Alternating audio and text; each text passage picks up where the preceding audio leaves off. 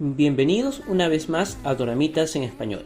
Hoy les traigo el avance del capítulo 7 de Forecasting Love and Weather, que traducido en español será Las inclemencias del amor. Ahora sí, comencemos.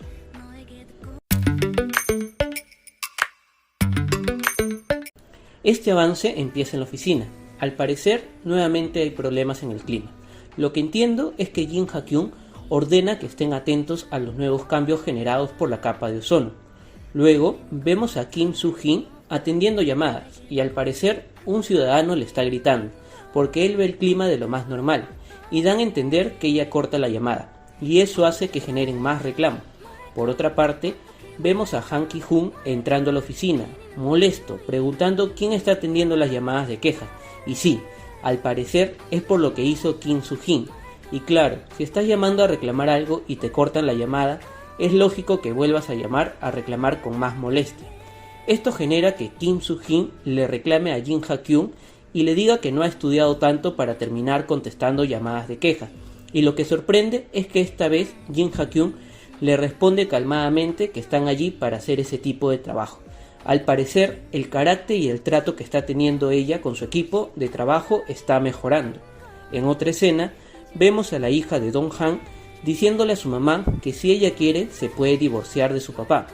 Esto le toma de sorpresa a la esposa de Dong-han, lo cual es triste porque pensamos que había una posible reconciliación en esta familia. Ahora esto parece más lejano. Por otra parte, alguien le informa a Jin Ha-kyung que Dong-han y Lee Chi-woo están viviendo juntos en el cuarto de servicio nocturno. Esto nos da a entender que Lee Chi-woo rechazó su propuesta de que fueran a vivir juntos. ¿Por qué creen que él rechazó esa propuesta? Cuando en el capítulo anterior ella le dijo que le gustaría que vivieran juntos. Regresando con nuestra protagonista, está muy molesta, yendo al cuarto donde vive Dong-han y Lee Chi-woo. Ella entra al cuarto sin tocar y ve a Dong-han en paños menores, lo que me parece vergonzoso para ella y para él. Luego, Han Ki-hoon escucha rumores que su esposa convivió con alguien que trabajaba en la misma oficina antes de casarse con él, y entiende que convivió con Lee Chi-woo. Una vez más se da cuenta que a pesar de todo la reportera Cha le ha seguido mintiendo.